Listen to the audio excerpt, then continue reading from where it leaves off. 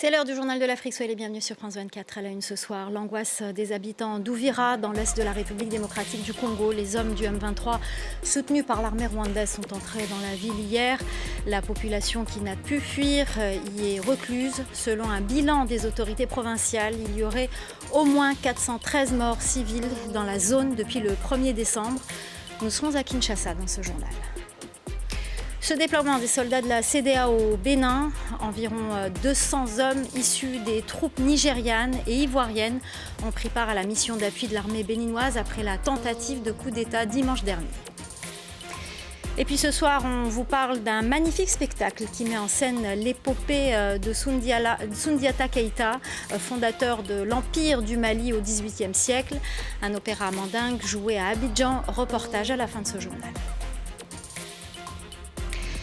La population d'Uvira qui n'a pu fuir est dans l'attente et l'angoisse. Depuis hier, les hommes du M23 soutenus par l'armée rwandaise sont entrés dans cette ville du Sud Kivu, une ville aux portes du Burundi.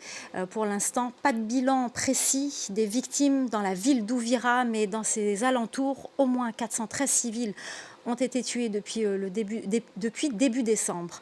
La correspondance à Kinshasa d'Aurélie Bazaraki-Bangoula. Les marchés et les écoles sont restés fermés à Uvira. Les habitants sortent timidement de chez eux après avoir été barricadés dans leur maison. Des tirs sporadiques se sont fait entendre la journée dans certains quartiers de la ville. Les habitants que nous avons contactés nous ont dit que les rebelles de la FCM 23 circulent en ville à pied ou en voiture. Ils ont pris le contrôle du gouvernorat, de la province, de la mairie et de la frontière avec le Burundi. Alors certains responsables rebelles présents à Uvira ont appelé les Wazalendo, ces groupes armés locaux, à déposer les armes. Ils ont aussi appelé les soldats burundais qui seraient encore dans la zone à déposer eux aussi les armes, promettant de les reconduire à la frontière. Uvira et Bujumbura ne sont séparés que par une vingtaine de kilomètres. Les familles qui ont fui Uvira continuent d'affluer dans les localités voisines comme Fizi et Mboko. Alors plus de 200 000 personnes ont fui les combats rien que ces derniers jours, selon les Nations Unies. Les autorités provinciales du Sud Kivu affirment que plus de 410 personnes ont été tuées dans la zone par arme ou dans les bombardements. Un bilan encore provisoire. Les organisations humanitaires appellent d'ailleurs toutes les parties au conflit à protéger les civils et garantir l'accès humanitaire dans la province. Alors les États-Unis et plusieurs pays européens ont exhorté la FCM 23 et le Rwanda, je cite, à cesser immédiatement leurs opérations offensives dans l'Est congolais. Kinshasa demande aux États-Unis de prendre des sanctions contre le Rwanda qui soutient la FCM 23, des sanctions notamment contre des hauts gradés de l'armée rwandaise. On vous parle également des conséquences sanitaires pour les populations dans les villes prises par le M23. À Goma, les femmes enceintes pouvaient, grâce à un programme, accoucher gratuitement dans une maternité. Ce programme gratuit a été supprimé. Laurent Berstécher. Ernestine Baleke avance avec précaution dans les rues délabrées de Goma. Elle en est à son 6e mois de grossesse, mais au lieu de se réjouir, la jeune femme est rongée par l'inquiétude à l'idée de devoir payer les frais de maternité. Quand il sera temps d'accoucher, je ne sais pas où je vais trouver l'argent. Je n'ai pas d'emploi et la prise en charge gratuite n'existe plus. Je ne sais pas comment je vais faire. Dans l'est de la RDC, ravagé par les combats entre le M23 soutenu par le Rwanda et l'armée congolaise, la guerre a grandement entravé l'acheminement de matériel médical et détruit de nombreuses infrastructures essentielles. À Goma, tombée sous contrôle des rebelles en janvier, la majorité de la population est aujourd'hui au chômage et de nombreuses femmes enceintes n'arrivent plus à prendre en charge le coût de leur grossesse. Un programme lancé en 2023 par les autorités congolaises, censé assurer la gratuité des frais de maternité, avait un temps pallié le problème, mais ce dernier n'a pas été renouvelé par le M23.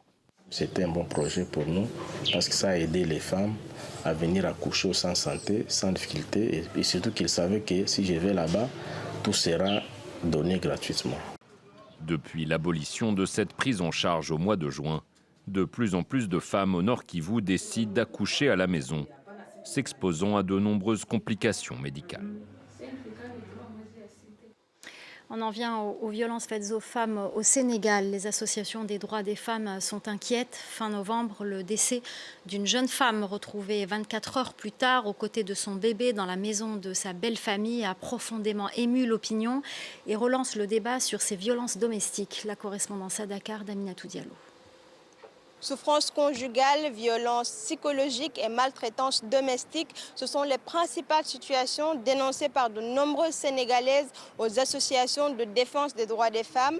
Ces femmes décrivent un véritable calvaire vécu au sein même du foyer conjugal et parfois dans le silence le plus total. Des violences qui ne viennent pas seulement des maris, mais aussi parfois des membres de la belle famille. Fin novembre, le décès d'une femme dans la maison de sa belle famille avait fortement ému l'opinion publique ici.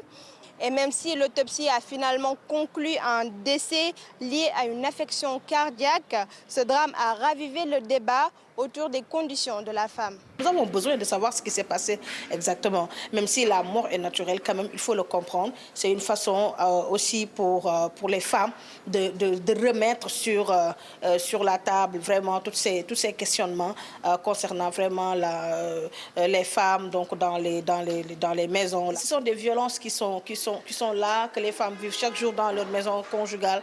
Donc c'est des violences domestiques qui ne cessent donc d'accroître. Et vraiment, aujourd'hui, avec ces jours d'activisme, nous continuons à sensibiliser, à renforcer un peu notre présence, mais nous nous rendons compte que les violences ne diminuent pas du tout au Sénégal. Les violences ne diminuent pas et on fait face vraiment à l'impunité par rapport à ces violences-là. Les associations féministes appellent à renforcer la protection autour des droits des femmes. Elles interpellent également les autorités sur plusieurs questions qu'elles jugent urgentes, notamment la révision du Code de la famille, l'application du protocole de Maputo ou encore l'engagement plus ferme de l'État sur des questions telles que le viol et la pédophilie. Le déploiement des soldats de la CEDEAO au Bénin, environ 200 hommes issus des troupes nigérianes et ivoiriennes ont pris part à la mission d'appui de l'armée béninoise après le coup d'État avorté de dimanche dernier. Écoutez. Et ce sont les éléments de la garde républicaine qui ont repoussé l'attaque du domicile du président de la République, qui ont contre-attaqué pour repousser les mutins jusqu'à ce qu'ils se retrouvent encerclés dans un camp militaire. La décision qui a été prise, c'est de ne pas entraîner un bain de sang parce que ce camp militaire se situant dans une zone fortement habitée, un assaut aurait pu entraîner énormément de pertes en vies humaines. Et c'est là où nous avons sollicité le soutien, l'appui de notre pays frère, le Nigeria, sous le mandat de la CEDEAO, pour pouvoir de façon chirurgicale déloger les mutins. Sur le nombre de forces, il y a actuellement environ 200 militaires qui sont présents, qui sont venus prêter main forte.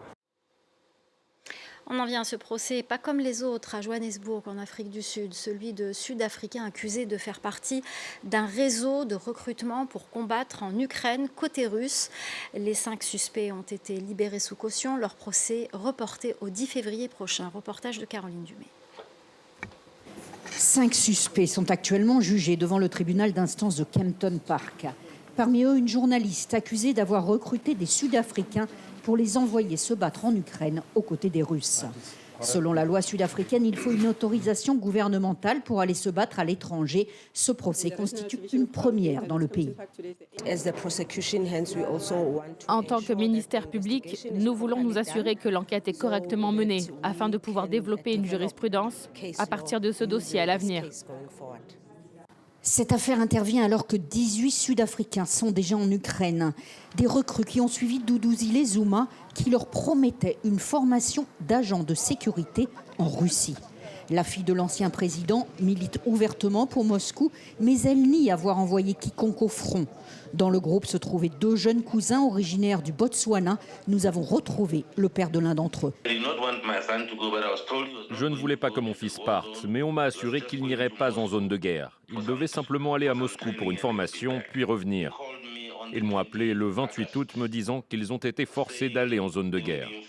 On était impuissants ici car nous n'avions pas de contact direct avec les gens qui géraient ces garçons.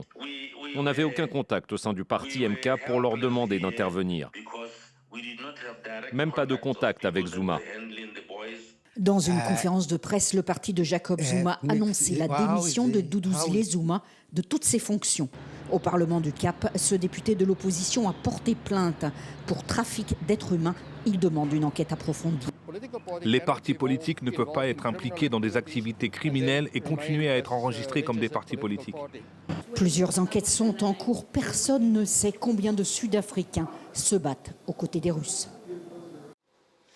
Ce soir, on vous emmène voir un spectacle à Abidjan, un spectacle qui met en scène l'épopée de Soundiata Keïta, fondateur de l'Empire du Mali au XVIIIe siècle, à travers un opéra mandingue.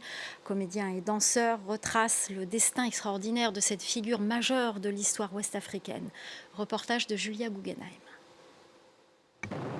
Répétition générale d'un spectacle qui voit les choses en grand. Des dizaines d'artistes rendent hommage à Soundiata Keïta, le fondateur de l'Empire mandingue au XIIIe siècle, un infirme devenu roi et le premier souverain au monde à interdire l'esclavage. Il n'y a pas pire tragédie que l'esclavage dans ce monde. J'ai aperçu que Soundiata Keïta, en dehors de la légende, avait fait les premières lois des droits de l'homme en 1236. Donc plus de 500 ans avant 1789. On dit souvent que l'Afrique est le berceau du monde. Et moi je me dis, mais est-ce que l'Afrique n'a pas été aussi le cerveau du monde ? 15 musiciens et autant de choristes mettent en musique cet opéra mandingue. Fusionne la musique traditionnelle à la musique occidentale, naturellement. Parce que déjà, quand on parle de l'opéra mandingue, on fait allusion aux instruments traditionnels, notamment le balafon et puis la koura. On va ajouter d'autres instruments, notamment les violoncelles, du violon, du clavier. Si l'histoire de Soundiata Keïta est principalement connue grâce à la tradition orale transmise par des générations de griots, les historiens ont pu documenter ces conquêtes militaires. Il existe des sources écrites, même si elles ne sont pas nombreuses, mais qui attestent que Soundiata Keïta n'est pas une figure mythique ou bien légendaire. D'abord, il a réussi à vaincre Soumanguru Kanté qui massacrait les populations du Mandé et il a réussi à mettre en place un empire qui a connu une très belle civilisation. Le spectacle, qui avait réuni plus de 1800 spectateurs l'an dernier, sera joué les 12 et 13 décembre prochains à l'Institut français d'Abidjan. Je suis Soundiata Keïta. Voilà, c'est la fin du Journal de l'Afrique. Merci aux équipes en régie. Merci à notre chef d'édition, Célia Caracena. Merci aux correspondants et merci à vous pour votre fidélité. Restez avec nous, l'info continue sur France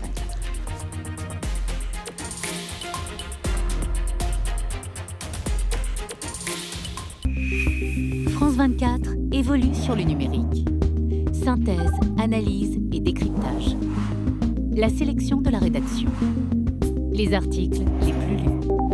Pour ne rien manquer, suivez-nous. France 24, l'info commence.